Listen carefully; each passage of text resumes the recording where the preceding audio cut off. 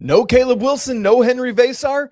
It's all good because the rest of the Tar Heels rise to the occasion against a struggling Pitt team. Big win. This is Tyler Hansbrough, and you're listening to Locked On Tar Heels. You are Locked On Tar Heels, your daily podcast on the UNC Tar Heels. Part of the Locked On Podcast Network, your team every day. Hey there, what's up? Happy Saturday. It's Valentine's Day, February 14th, 2026. Welcome into this live postcast edition of the Locked On Tar Heels podcast, the only daily North Carolina show out there. I'm your host, Isaac Schade. You're joining me at the place to get your Tar Heels content every single day, all part of the Locked On Network, now the number one sports podcast network out there. Thanks for making us your first listen or watch to get your Tar Heels action every single day. This episode is brought to you by Mazda. Mazda puts the same drive into every detail. Wins define the moment. Putting in the work, that defines you. There's more to a Mazda because there's more to you. Special shout out to all our everydayers here with us, all the members of the Locked On Tar Heels Discord, and of course, our insiders as well. Great to have you all here. North Carolina gets a much-needed drama-free win, 79-65 over Pitt. And by that, I mean after having led for a grand total of 0.4 of a second over the last two games, the last 80 minutes, Carolina never trailed in this game. Wonderful, wonderful stuff. Tar Heels moved to 20-5 overall, 8-4 in ACC play. They move up one spot at KenPom to 27th, up one spot in offensive efficiency to 26th, and three spots in defensive efficiency to 43rd. Hey, therapy session or a party? This is a party, although maybe we need a therapy session for the mash unit Carolina has on the bench. It's like the that scene in the final game of of Space Jam, where the whole team's over there on the bench. It's crazy stuff. But thankfully, Carolina gets it done. Great to see Kobe White over on the bench or behind the bench. Great to see Drake Powell at the game with his parents. NBA All-Star breaks going on, so you expect a lot of that. Drake had just had his jersey retired last night at Northwood High School. Here's how we're going to do this. In case you are brand new to one of our live postcasts, we'll look at this game. We'll look nitty gritty. We'll look big picture. All of that. We'll get over to your comments and questions as well. Right out of the gate. Yes, I understand that Carolina's win today was over a struggling Pitt team. And yes, I understand that this game had its own issues. Absolutely. But thankfully, this was the right team at the right time for the Tar Heels. Obviously, we knew Caleb Wilson would be out because of his fractured left hand. There were rumblings of Henri Veesaar potentially being out. He was listed officially as a game time decision coming into the game.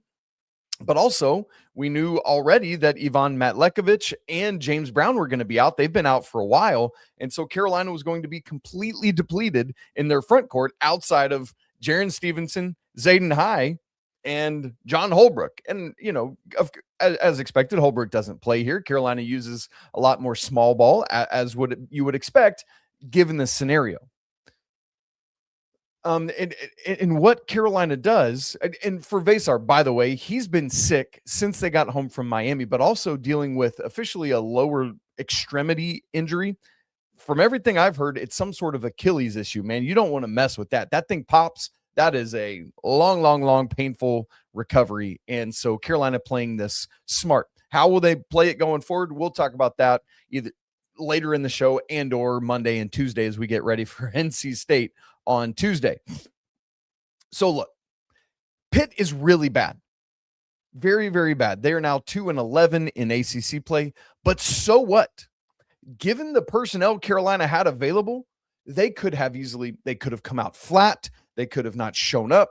They could have not only won a close game, but could have lost this game. Because you're down your two leading scorers who average essentially 37 points a game for you and do everything in the front court. It's not like one front court and one backcourt player. You're missing your dominant front court guys who are like what this Carolina team is known for and identified by. That is their DNA. Think about all that Carolina has been through in the past week. A week ago today, the euphoria of the Duke win. But then coming off the Miami loss And the Miami loss was compounded by the Caleb Wilson news and then the immediacy of the Henri Veesaar news today. This game was simply about doing whatever you needed to do to win. Carolina could have won by 1 and it would have been like, okay, good, survive and advance, right? But Carolina came out, had a crazy hot start, hit their first 8 shots and never looked back. Man, that was exactly what the doctor ordered for a moment like this. And props, big props to Coach Davis and to the staff. They deserve a lot of praise for how they prepared this team to play without their 2 leading scorers. And then kudos to the players for executing it, right? Just because the staff like gets you ready, you might come out and just lay an egg because you're not ready to go. But that was not the case. Carolina made it happen. And as I had said yesterday on the show leading into all this, there's no way you can 1-for-1 replace Caleb Wilson. Lots of guys were going to have to step up. Lots of guys are going to have to perform different roles, and that's exactly what happened. Speaking of Caleb, I just want to shout out Caleb Wilson. You find out a lot about the character, the nature of a person by how they act in a moment of adversity like Caleb Wilson is in, right? Caleb could mope. Caleb could be frustrated, all of that. He's had a great response to it. He tweeted like, basically, I'm excited to see what God's going to teach me through this, and I'll be back. But I loved what he did today, right? Could have just sat on the bench and like, okay, go team. No, Caleb Wilson was the biggest, most demonstrative cheerleader for the Tar Heels today. That, and frankly, I expect that from him because that is who he is. But moments reveal who we are. And this was a moment where Caleb Wilson continued to reveal to all of us that he is the real deal. Caleb Wilson, man, great stuff there. So when we say everyone chipped in on this effort, I got to start with Zayden High because the expectation with Wilson out is that Stevenson would be in the starting lineup in some form or fashion, right? Like say Henry had been healthy, you would expect it to be Jaron, to be Henry, to be Derek Dixon, Seth Trimble, and then somebody else at the 3, probably Luka, or maybe it could have been Jonathan Powell, but I expect it would have been Luka. But then there's the Henri Veesaar news. Now, obviously, Zayden had some kind of an inkling that Henry might not be able to play at all, or at least limited minutes. And so he was the one that, yes, I'm sure he was given a heads up about it, but still had to respond and react on shorter time than anyone else. And so, man, I got to give Zayden High massive props for stepping up in a tough situation. Had never started before.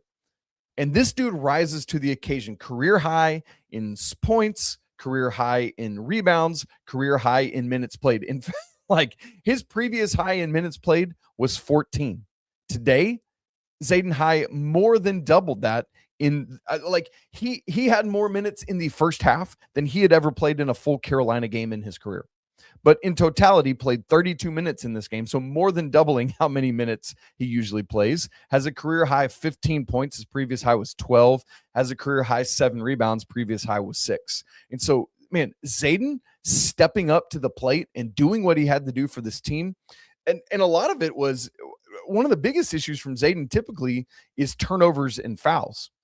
Just 1 foul in the first half. I think he wound up with 4 when it was all said and done, but that 4th foul came really late. The 3rd foul was with like 7 minutes to go. And so it was never like foul issues that Coach Davis had to mitigate and work with. And so, man, really, really encouraged by that. He looked, because a lot of times the issue with Zayden is he looks out of control.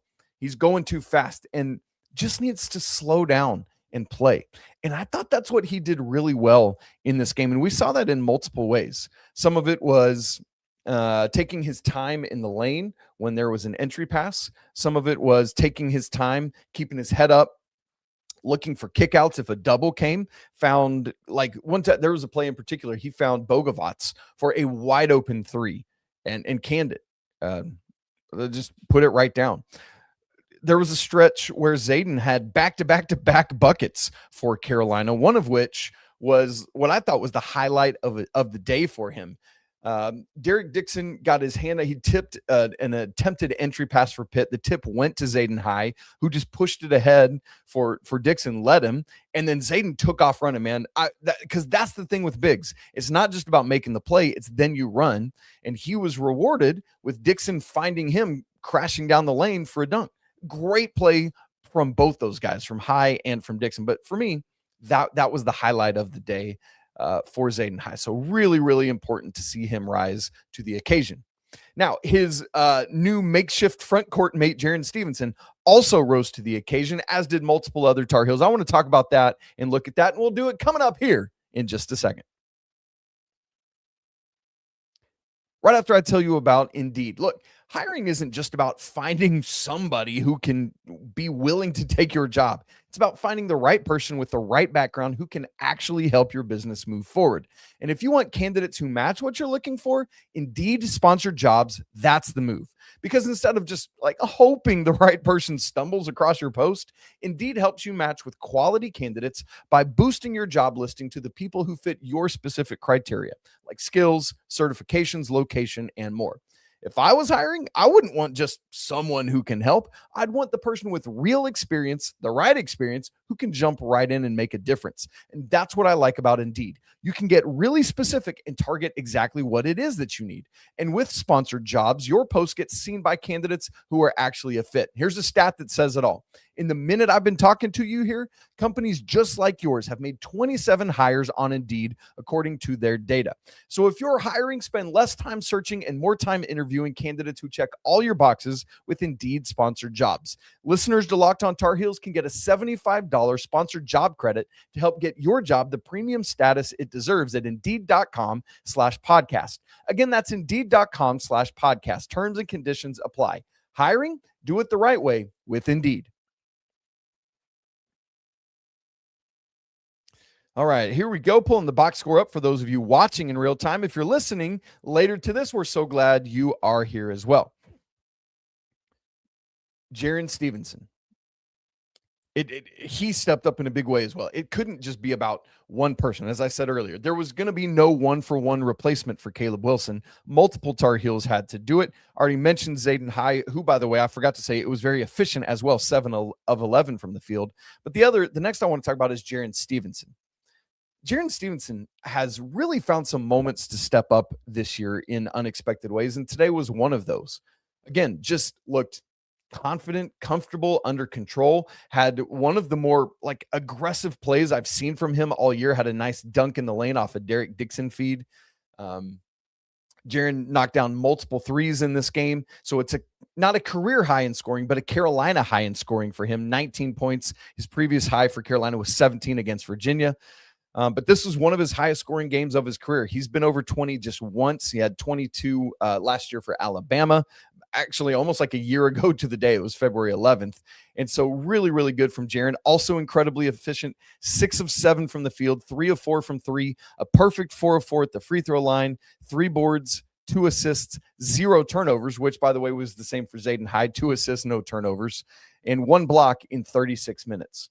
So for the replacement front court, they were a combined 13 of 18 from the field, 5 of 6 at the free throw line, 10 boards, 4 assists, 0 turnovers. If you had told me that Caleb Wilson and Henri Veesaar weren't going to put, like, that's a front court production line I would expect from Wilson and Veesaar. But no, it is their backups. Really, really good job by both of those guys. Really proud of that.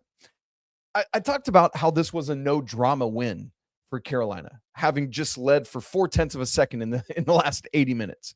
So much of that was Carolina getting out to a hot start and making themselves believe that they could do it. And that's exactly what happened. Carolina hits their first 8 field goal attempts. Yes, they went through some dry spells at other moments in the game, but it helps Carolina build a double-digit lead less than 5 minutes into the game. They were up 16-5, just 4 minutes and 50 seconds into play. And then essentially never looked back. Like, really, really good. And again, I get it. Pitt is bad. Which, by the way, I forgot to say, how about Pitt's point guard, DeMarco Minor? Is that his last name? Yes. Homie had a kid last night. His, I believe, girlfriend gave birth to a daughter. I'm almost positive it was like just shy of 1:30 a.m. last night. Made it to Chapel Hill, was in the locker room by like 1 something, less than 2 hours before tip. Didn't start, but played. Like, congrats to you, dude. That's incredible stuff. Obviously didn't have a very good game, but like, man, that a win against Carolina would not have been his biggest prize of the day. And so congrats to DeMarco Minor. Obviously just not the kind of day that he would typically have, but again, you don't expect him to. Congrats to you, dude. That's great. Seth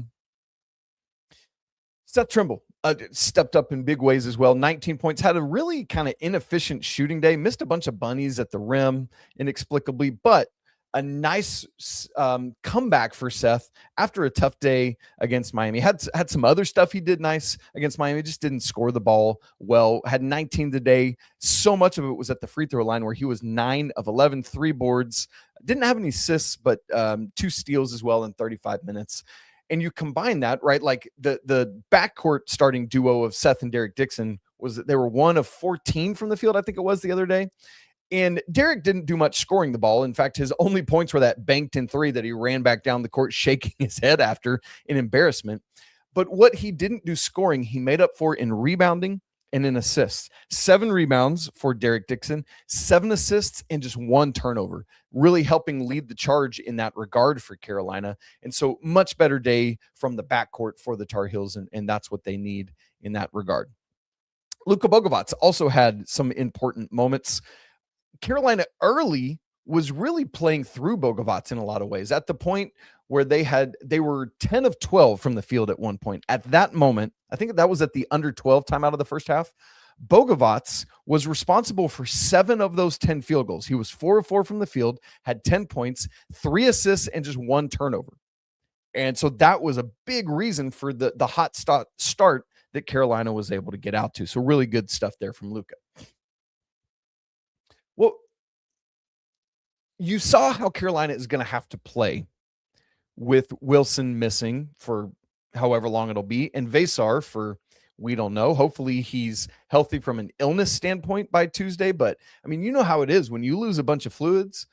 Like it's hard to get your body back right. You're exhausted. You need fluids after the game. So we'll see. And again, there's the Achilles thing, right? And so again, you just don't want to mess around with that. I'd rather, even if it meant losing to State on the road, I'd rather Veesaar take longer to come back to make sure he's fully ready to go, because NC State, yes, you want to win that game, but that's the battle. That's not the war. The war is ACC tournament and NCAA tournament. That's what I got my head watching out for. So all that said, we got to reckon with what the new iteration of Carolina is going to look like right now.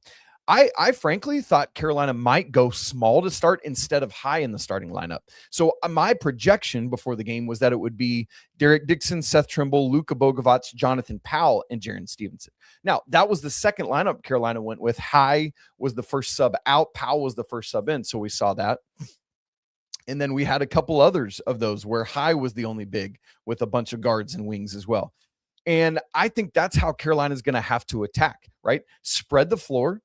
Gets obviously with Stevenson, he can do it inside. We showed that some today, but also can get out and knock it down. High didn't knock any threes down today. He can, he's capable of it, but operated some inside. But what's good about these lineups, and I think where Carolina has to live, is spread the floor and attack, especially today against Pitt, because they are even more shorthanded than Carolina. They've been playing with it for longer, sure, but they basically have been playing a 6-man rotation, so they could not foul. They just had to either olay or get in foul trouble.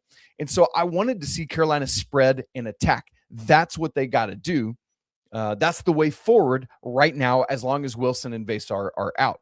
To that point, in the first half, Carolina was 5 of 15 from 3. But you guys, on 2-pointers, you ready for this? I'm going to get close because this one matters.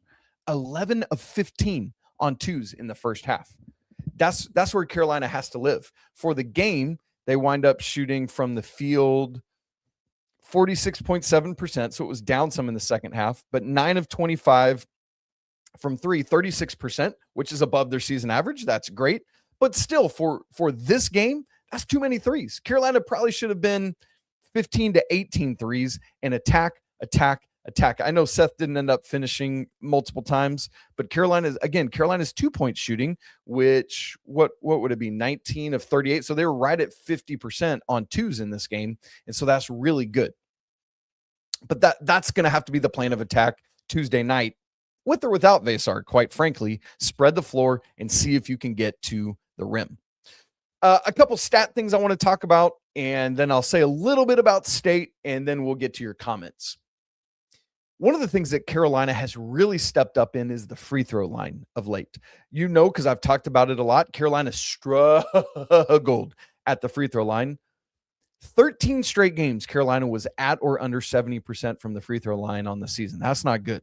They had been living at like 68%, but 5 straight games now, 5 games in a row, Carolina has been over 70%. In this game, they shot 14 of 17, which is 82.4%. In totality, I had just tweeted about it. Let me see if I can find my tweet. What Carolina has shot over those 5 games at the free throw line. 78%. So, like, again, 68% from the free throw line for the season. They're at 78% over the course of the last 5 games. Consequently, they've bumped their season average up to 69%. So it had been so bad for so long that it's still really bad season long, but great to see that over the course of the past 5 games.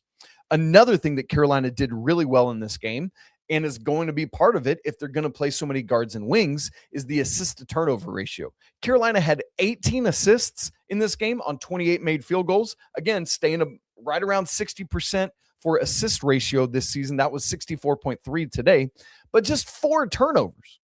Incredible stuff. Carolina has had single-digit turnovers in 5 of their last 7 games. 3 of those, they were 4 today. There was another game where there were 2, and there was another game where there were 4, right?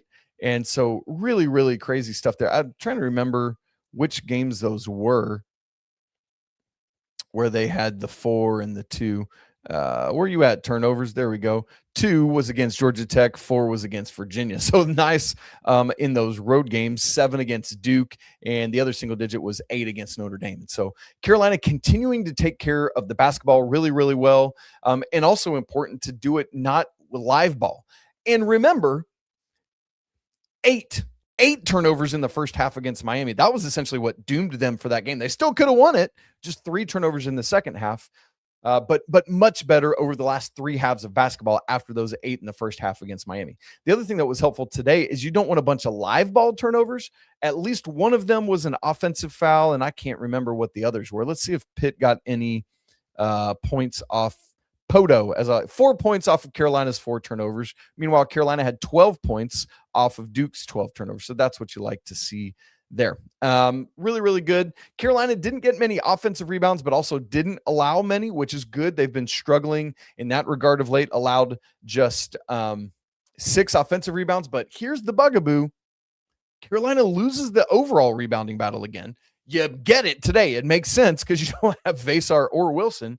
But still, it's like a Pitt team that's not that big either. Carolina losing the rebounding battle by 5. It's a little confounding. I believe that's 4 times in the last 6 games now Carolina has been out-rebounded. I don't have it in my mind right now. I'll have that ready for Monday's show, but that's my memory of how it's been. All right, last word, and then we'll take another break and get to your comments. You guys know it. Today's Saturday, Sunday, Monday, Tuesday. Saturday sleep, Sunday, Monday. 3 sleeps, and Carolina drives to Raleigh. Carolina has lost this massive advantage that they had against the Wolfpack, and that was the front court.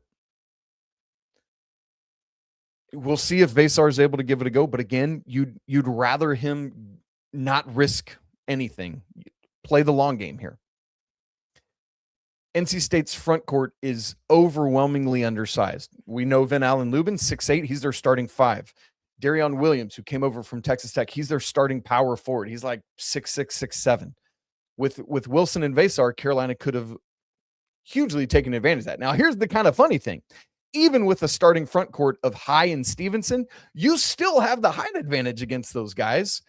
And so, we talked about spreading the floor with these wings and guards. The funny, kind of ironic thing is that's how NC State plays. That's how Will Wade likes to do it. They chuck a bunch of threes. So we'll see what Carolina can do, right? Like, if there had to be one of the better teams, this is one that also doesn't have much size in their front court, and the way Carolina is going to have to play might actually match up decently against NC State. Now, NC State is a wholly different caliber of team than what Pitt is right now. And so today's performance is no indication of how Carolina will play on the road on Tuesday. However, they got the win. It's one game at a time. That's how you got to attack this right now. Who's available and how do we play one day at a time? And so for today, nice win for the Tar Heels. All right, I want to get to your comments and questions and see what your reactions and responses are to this game. We'll do that all coming up in just a second. Right after I tell you about our good friends at FanDuel. The winter games are officially here, and if you're anything like the Schade family, you're locked in for events you only get to see on the biggest stage every 4 years. Literally, as soon as I'm done recording this, man, we're going to go hop in and watch some great Olympics, see if Jordan Stoltz can get another gold medal, all sorts of great stuff there. That's why following the winter games on FanDuel just makes sense. From medal counts to individual events to finding your angle on the sports you care about the most, FanDuel gives you way more ways to stay connected to the action. I love some of these great lines they have. They've got like lines for total medal count, which Norway leads the way in, followed by America. Really cool. Same for the gold medal odds as well. But you can get odds on like who's going to win the hockey gold. It's America on the women's side, followed by Canada as the favorites and the second favorite. On the men's side, it's reversed. Canada is the favorite. Did I say Canada? That's not even a word. Canada is the favorite, followed by North America, by USA. Good grief. Canada's in the North America. That would be a crazy team. If USA and Canada teamed up, we'd kill everybody. Anyway, the winter games are on, and there's no better way to follow them than with FanDuel. FanDuel, check it out. Play your game. All right, you guys, I'm going to leave the box score up. I want to get over and check out some of your comments over here. Our guy, Joseph Alexander, says, hope Veesaar injury is something that doesn't linger. He did look a little beat up against Miami. Yeah, I wonder how and when Veesaar, like, because a lot of times with like an Achilles thing, there's not a moment you can look and be like, oh, they're like, if it pops, absolutely you can see it. You usually see it in the sock because it pops and like rolls up really quick. It's gross to see. But if it's just like weekend or something like that, there might have been a play where he tweaked it or rolled it or something, but man, hopefully so. Yes, Joseph, it doesn't linger. But yeah, there's been a couple. The reason I say that is because there's been a couple times lately where Henry didn't look as explosive, kind of been struggling a little bit. But again, we'll see how he can get those fluids and get back to it. And as a follow-up, Joseph had said here, upside is that maybe Zayden High will have gained some much needed experience today. And that's absolutely accurate. It's funny. You know, we just talked about the Olympics in the FanDuel read. Ilya Malkinen, the great figure skater for America, fell and struggled last night. Didn't win this like just all expected gold medal. It was just like a foregone conclusion. You heard him say, kind of hot mic situation to his coach, this is why I told them I should have been at the Beijing Olympics 4 years ago, because I would have gained that experience and I would have been ready to go today. Similarly, Zayden High gets this experience today. This is why I say right team, right time against Pitt, because this is the final quad 3 game Carolina had on its schedule. Pitt is really, really struggling. And so perfect opportunity to kind of figure out, okay, we didn't have much time to react to Caleb's injury or Henry being out. How are we going to go? Well, Pitt's the right team at the right time, and that gives you an opportunity to kind of prepare yourself for Tuesday night over in Raleigh. Now you get a little bit of, okay, what are we going to do all together? How is this going to, because Carolina very admittedly looked quite disjointed at times in this game. Kind of, there were some offensive droughts, but they were able to run and go and make it happen, right? Because you look at the guys that started, well, you're still bringing Jonathan Powell off the bench, Kyan Evans off the bench, Jaden Young off the bench. Where's your strength right now with those guys out? It's in your ability to be deep at wing and guard. So run, and see if you can just get into their legs a little bit and make it happen. We'll see, but that's it.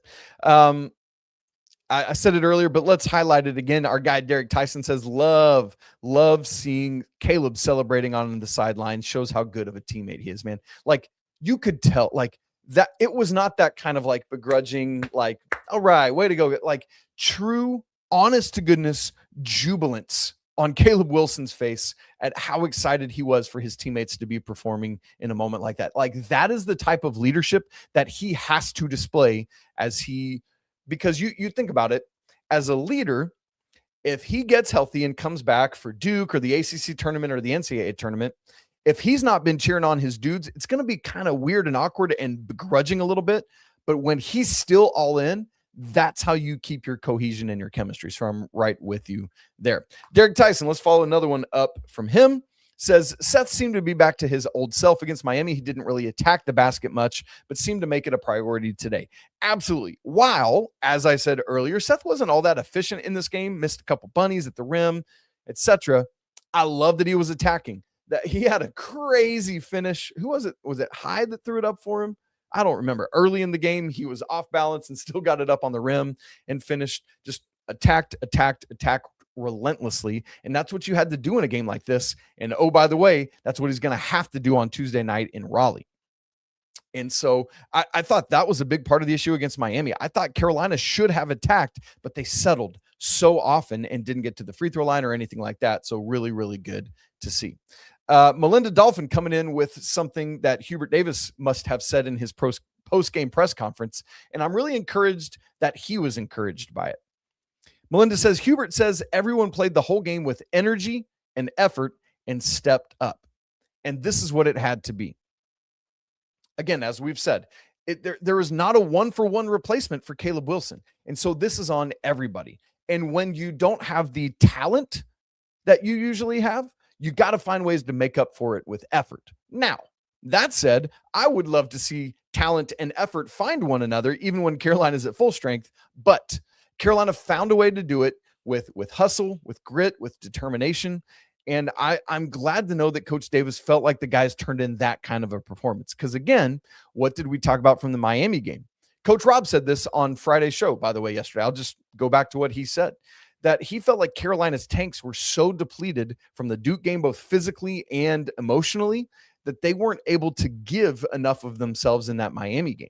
Today, the complete opposite was true. Their batteries had recharged. They were ready to go. Again, they rose to the occasion even without their starting front court. And so really, really encouraged there. Going back to Joseph Alexander says, team play was less sloppy. They seemed focused. Glad to see High step up, just hold back on the threes. Good to see Stevenson escalate his game as well. Yeah, there was something to that. It's like, was there hyper fixation on we got to be so locked into the details and the discipline, as Coach Davis always talked about. And so just those 4 turnovers, there were some moments they looked disjointed, gave up some easy baskets because they were switching literally everything. That's one of the nice things. You can switch 1 through 5 with these lineups because really it's Henry that can't typically switch.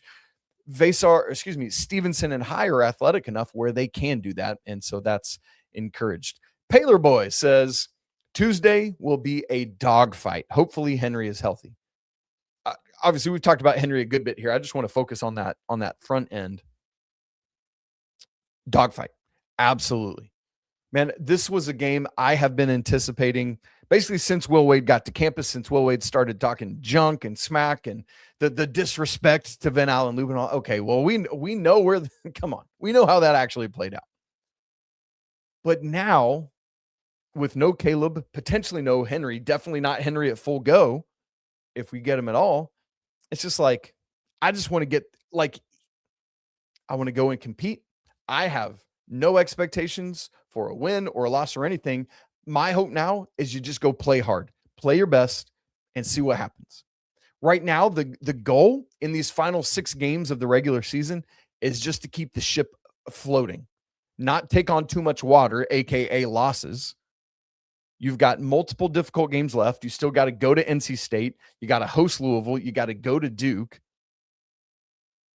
You host Clemson. You host Virginia Tech, who took a tough loss. They shouldn't have lost. They're going to be desperate because they're going to be on the bubble. You got to go to Syracuse. I mean, just there are literally no gimmies left. This was the last one. So it's tough, man. We'll see what happened. Joseph Alexander says, and I mentioned this at the top of the show, but let's say it again here. Says, I must have missed it, but Brown and Matt Likovich injured as well. Yes, both those guys have been on the injury report for a while. If you're not aware, the ACC now, they actually have to the teams have to put out official injury reports now. And so for a while, both Brown and Matt Likovich have been on that injury report, as was the case yesterday. So yeah, Carolina's entire injury report was 4 front court players. Matt Lekovich, Brown, Wilson, all listed as out, with Veesaar listed as a game time decision. I mean, just absolutely tough. And there you go. Frederick Holding, echoing my words, and gives 3 clap emojis and said claps to the team. This easily could have been a disaster.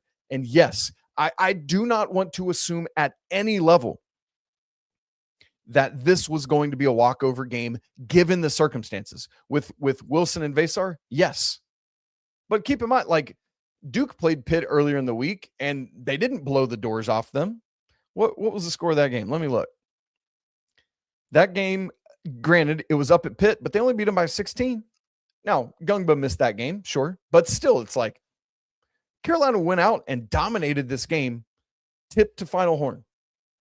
And that was my wondering, but I wondered that. Could they do it with Wilson in the lineup? And so really, really good stuff there and very encouraged. So yes, Frederick Holding, this could have easily been a disaster. And that's what you're just trying to avoid, is taking bad losses down the stretch here. Because remember, the selection committee evaluates things like who's available and who's missing. And so hopefully Veesaar are able to get back soon enough where the committee is able to see Carolina back with those guys in the lineup, back with those guys playing, see how they're able to go. And then they will evaluate Carolina at full strength. Now, they still have to account for the losses because that's part of the deal. But you know what I mean? That's that. So great show, great win for Carolina. So glad they're able to get it done even without the starting front court. That's all you were looking for, is just survive this game and keep surviving and moving on. 79-65 victory for the Tar Heels, their 20th victory of the season. Baseball gets another dub today. They're playing their second game of a doubleheader right now. So they've started the season 2-0 against the Hoosiers, playing at the Bosch today. I love baseball season, man. Reminder, the women's basketball team obliterated SMU on Thursday night. They play Duke tomorrow. Get ready for that game. It's actually on national TV. That game's on ABC. Both teams are hot right now. Can't wait to see how Coach Banghart's team rises to the occasion there. It's going to be a lot of fun. All right, you guys, I hope you have a great rest of your Saturday. We'll be back with you on Monday to break down the rest of the weekend, more about this show, or about this game, Four Corners recap, shady stat of the game. You know I got to get the shades on and going for that one. That'll be a lot of fun. Man, if you haven't subscribed to Locked On Tar Heels on video and audio, do it now so you don't miss a second of the show. If you haven't joined our brand new Everydayers Club, we'd love to have you do that. A great way to go deeper with the show, get lots of perks and extra access and insight. And if you haven't joined our Locked On Tar Heels Discord family, we'd love to see you there as well. It's always a great day to be a Tar Heel. We'll talk to you again on Monday, but until then, peace.